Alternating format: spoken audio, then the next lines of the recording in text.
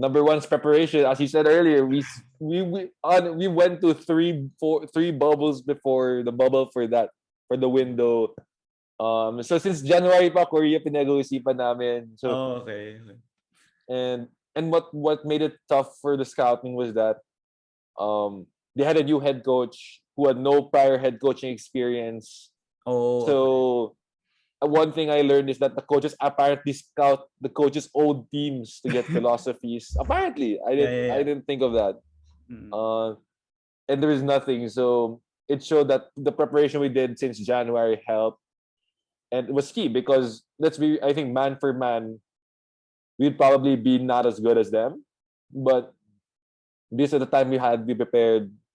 Because the Korean team I think came together maybe 1 to 2 weeks before the tournament, and we were here already 3 weeks, and we broke camp off again. So I think number one, definitely preparation is key. And number two, the future is bright. You see that these young players, young, are growing, showing what they have, and each of us have our own knocks. Each of us, there's always a reason for us, for anyone to point out why that player shouldn't be on the team. But what's important is the expectations and the coaches put on us to work together, to play together, stick together, and perform together. Yeah, for sure. You guys really played well, and a lot of unexpected also players stepped up, and I really saw that because, so for example, like RJ Abarientos, as you mentioned, he's like, yeah, behind his room's behind you. I never saw him play because it was high school at basketball, and they don't really televise that, so that's where I normally watch it, television lang naman or live So, stream. So I knew he was a super scorer in high school, but I never knew that it would also translate right away to the international game. And it was very obvious in the Korea game when you guys were down like 17, and then Coach Tab inserted him. He scored what, 5 or 7 straight points. So from 17, it became like 8 at the half. Perfect for you guys. And Coach Tab's what, Mr. Third Quarter. You guys went all the way. Yeah, uh, Diego Dario said that nung UP daw, parang kawawa sila pag third quarter. Alam nila yun na yung time na Ateneo's gonna go all out. um, Malin, well, it's both a good and a bad thing because I think what is bad is that we should be doing that at the start of the game rather than just wait for the third quarter.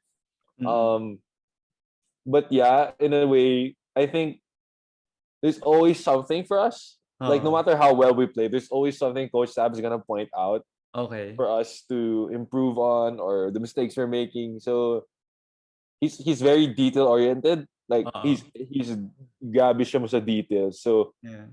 where our screens are, how we play defense, even how we move our feet, Mm. he's very detailed about it. So there's always something for us to improve on, like no matter what. So lalo na halftime, he gets a chance to gather his thoughts and lay it out there, whether it's a positive or a negative message. It still helps us improve.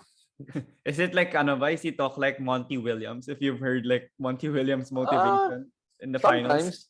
sometimes he does. Oh, okay.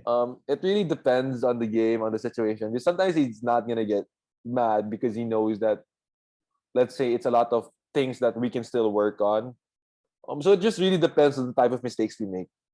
Oh, okay. Yeah. At least he adjusts also to you guys, and maybe how you guys are receptive to what he says. Then maybe the way he delivers of what he wants to impart to you guys, and how you guys will react to it. But you also mentioned a while ago that, yeah, the future is bright for you guys. And for instance, when I had Enzo Flojo, I told him that I thought you guys had a few weaknesses, and it wasn't seen in the qualifying tournament, because one of it was, I thought you guys had less 3-point shooting, and you guys made like 14 threes in the second Korea game, and the other one was yeah, in the clutch I said like just Dwight, who's like a go-to scorer, but of course that was wrong again, because yeah, SJ was clutch in the first game. And yeah, I thought that those were some of the weaknesses that you guys had. But how do you think that those weaknesses were addressed? And yeah, you guys have actually great shooting nga pala, and in the clutch you guys actually run plays that not a lot of teams usually run, because teams just usually run like high pick and roll if it's in the clutch. So what can you say about those two things? I think for what you said, when teams run high pick and roll, I think it depends on the clock situation. Because I Mm. think we had 3 seconds left on the clock when coach called the timeout. Not enough time to run a high pick and Yeah. roll. So I think for that, it really depends on the time because a lot of times also in game situations where players have the ball 10, 12 seconds, which is a lot of Mm. time. For us, it so happened that it was 3 seconds. So coach had to draw something up for a catch and shoot. Yeah. And I think in terms of shooting, it's just reps. So a lot of the guys here really take the time to get extra shots up after, before and after practice.